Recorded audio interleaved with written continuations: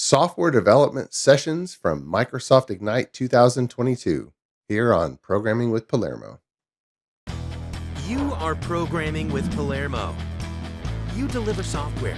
You need to move fast, deliver quality, and run your software with confidence. Stay tuned for timeless solutions, simple methods, and topics that will propel you forward. And now your host, lifelong programmer, author, teacher, coach, Christian, and charismatic speaker, Jeffrey Palermo. Welcome back to Programming with Palermo. I'm Jeffrey Palermo, your host.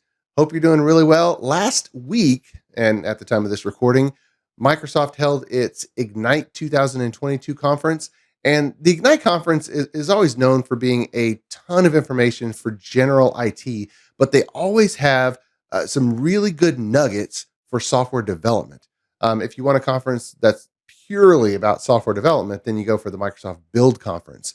But Ignite happened last week, and today on this episode of Programming with Palermo, I'm going to highlight 12 sessions that are hugely relevant for software development, and talk to you about why I think that they're interesting and why I think that you should give these 12 a look. So thanks, and let's get into it. So the URL is ignite.microsoft.com, and the first session we're going to highlight is Making Cloud Native Easier, Architecting the Next Generation Azure PaaS. And this is Brady Gaster, Scott Hunter, and Kendall Roden. Actually, all three I've had as guests on the Azure DevOps podcast, so you can go back in the show notes and look at that. But this was a really interesting and code-filled session. I tend to like running pretty much all of these presentations at higher speed, so I like to come in and for me, comfortable is 1.5 speed. That's for the average speaker. And if someone is a particularly fast speaker, I might bump it down to 1.25. If they're a particularly slower speaker, I bump it up to 1.75. That's just me. But I rarely listen to anything pre-recorded, whether it be audio or video, at normal speed anymore. And you can also download the videos for offline usage, and you can mess around with the quality. But that's what I like to do. And so this session is really interesting because they go through the code of items that actually make it easier, make it a better fit for running it in the platform as a service features of Azure. So I'd recommend you take a look on that one. And that's the first of the 12 sessions. The second session that I'd encourage you to take a look at is Deep Dive into Dapper and Cloud Native Architectures.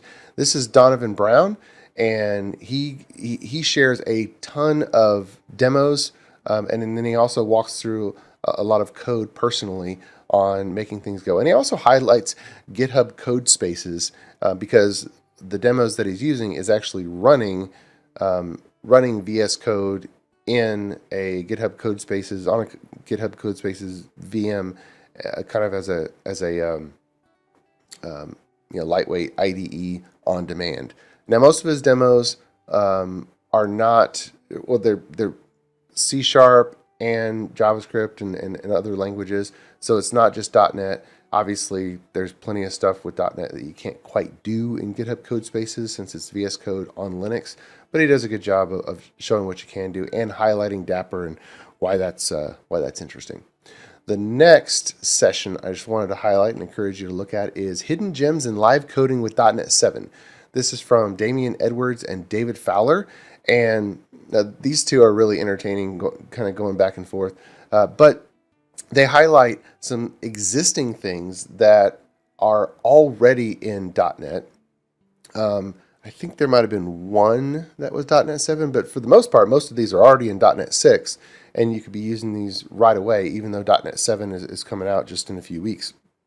And they highlight a lot of tricks with the middleware. So that's a really interesting session. The next session is how Visual Studio builds Visual Studio with Visual Studio. So this is Fatima and Mark, and they are both on the Visual Studio team, and they talk about how difficult that it historically has been to run to build and test and get ready for release Visual Studio because of how large a product is and how many gigabytes it uses. But then they go through the progression of breaking it down, whereas it used to take, once they were done, it would take 3 weeks to release a new build of Visual Studio, and now it's really, really quick. So that's just an interesting story on how they went from slow and cumbersome and not fun to fast and more fun. So that's an interesting session. The next session I want to highlight is Minimal APIs, the Magic Revealed. And this is Safia Abdallah and Stephen Halter. And they start out by talking about the kind of the architecture and structure of minimal APIs, endpoint routing, and then this is one where you are going to be pausing and looking at the code in the screen, and then going forward and pausing and looking at the code, because this is, I think they have it labeled as maybe a 300 level session. I would say this is a 400 level session. There is just a ton of code, deep dive into how minimal APIs works and how you can really leverage all the under the covers power. So this gets really past all the simple demos of minimal APIs, and this is probably the deepest presentation on minimal APIs that I've seen. They should have called it maximal APIs, perhaps. All right, the next session is increasing productivity and quality for hybrid development. And this one, it doesn't have a lot of code. It's kind of slides and concepts, but Mads Christensen gives a really good overview of how we should think about hybrid development. And so it's not a deep in the code talk. It's just one of those kind of for your brain, because there's a ton of organizations that have developers and other team members that are working in a semi-remote, even if everybody's in the same town, not doing everything in the office and doing more from home. And Microsoft is pushing out a ton of new capabilities for hybrid development teams. Kind of that's their buzzword that they've been pushing over this Ignite and remote teams. So the Mads does a good job of kind of how Microsoft is thinking about this for you to keep up with.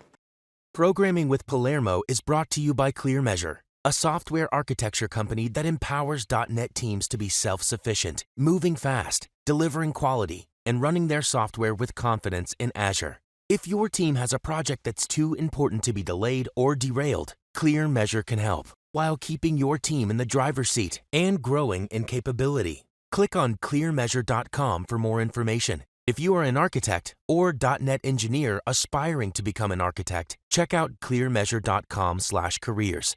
Now, back to the show. Next session is Pragmatic Production Debugging in Azure. This is another one of those sessions where you're going to pause and look at the code and the screens. But this is Mark Downey and Catherine Wang, and they go absolutely deep in debugging capabilities in Azure. We've all had those situations where you have no bugs, everything works in a pre-production environment, and something wonky is going on in production, and you just need to figure out and get some intelligence as to what's actually happening. And so this talk is packed with techniques that you can use to get that insight into what your code is actually doing while it's running in Azure. So this is a good session. Next session is 7 tips for building robust cloud applications.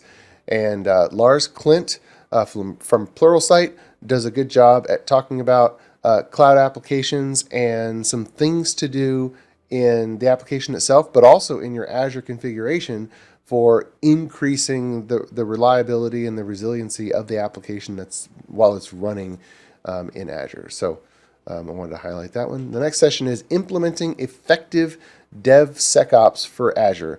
And that term DevSecOps, it's kind of clumsy, I'll admit. I don't really like it, but when you're talking about DevOps and you want to talk about security as it relates to DevOps, well, DevSecOps seems to be the term. And this one is a little bit lighter on code, but it's more about concepts And so give this one a listen. I'm highlighting the slide here that talks about the average cost of a flaw or cost of a problem, cost of a defect when it comes to being a security defect along the way, from when you find it in the code versus when you find it in QA testing versus when you find it when it's out in the wild running in production. So give that one a listen. The next one is make building cloud native solutions a breeze with Visual Studio Code, GitHub, and Azure Container Apps. This is another one that is chock full of code and command lines, and you're going to be pausing, kind of looking at the commands. But Azure Container Apps, I have high hopes for this. I've had several of the episodes on the Azure DevOps podcast talk about Azure Container Apps. It is Kubernetes. It is Kubernetes with the easy tooling of Azure App Service wrapped around the top. So I have high hopes for Azure Container Apps. I'm pushing on Azure Container Apps. It is early, but it's GA. It's running. Lots of people are having success with it. And this session kind of walks through from beginning to all the way through in the process, creating, Dockerizing your application, deploying, and running an Azure Container App. So give that a look. Next one is called Supercharge Your Testing Practice with UiPath Test Suite. And this is a partner talk from by UiPath, but testing is so important that at least give this a look. I'm not plugging any particular product, but test suites, we all need test suites so that we know every method of every class is doing what it's supposed to. Every conduit between our application and some dependency is doing what it's supposed to. And when the whole application is put together and is running in a production-like environment, that everything is behaving as it is intended to do. And so we need, at a minimum, 3 levels of test suites on any application, regardless of what the application is doing. And so I'm glad that there's a lot of innovation going in the space when it comes to more full system testing, where you're thinking through kind of a full user scenario. And this is one of the tools that was highlighted at Ignite. And the last one, kind of in the same vein, is automated cloud application testing with Azure and Playwright. And this is Scott Hanselman and Jennifer Parrott, and they're going through the new Playwright tool for doing full system testing through a web application browser, through the browser. So this Playwright is aimed squarely at Selenium users. Selenium has been used for many, many, many years. I think I first used Selenium maybe back in, 2006 or 2007. And that wasn't even when it came out. So Selenium has really been a workhorse of through the browser testing. And right now, if you're not doing full system testing and you want something that's super mature, then Selenium will do the job really well. But it's got some rough edges, and of course, with all of the richer types of web applications that have come out, Selenium was initially built for page-based applications, so you have to do some adapting. I'm really excited that Microsoft is innovating on another test framework for through the browser testing, and Playwright is one of those. So make sure to give this session a look, and that is the 12 sessions from the 2022 Microsoft Ignite that are software development focused, that I think that you should absolutely give a look. I hope that was helpful. These were 12 sessions that I think you should give a look from Microsoft's Ignite Conference 2022. Play them on 1.5 speed, flip through them. That's the beauty of recorded content. So these are the 12 that I think are really, really interesting from a software development perspective. So give those a listen. Thanks for being with me on Programming with Palermo, and I hope you have a good day. God bless. You've been watching Programming with Palermo, your primary place for highly productive programming protocols and practices. Remember, you have what it takes. You can do this. You are a programmer, formed by God Himself and called to this profession for a purpose. You can catch every episode at Palermo.network, as well as syndicated locations nationwide. We're so glad you tuned in. Until next time, may God bless you, and thanks for programming with Palermo. Programming with Palermo has made a special arrangement with Marketplace Chaplains. Besides programming challenges, we all face issues in life where we need some help. If you'd like, you can call a chaplain confidentially. To speak with a gentleman, dial 512-923-8178. Or to speak with a lady, dial 512-619-6950. The show won't know you called, and everything is kept in strict secrecy. This is a free service, available if you or a friend need it.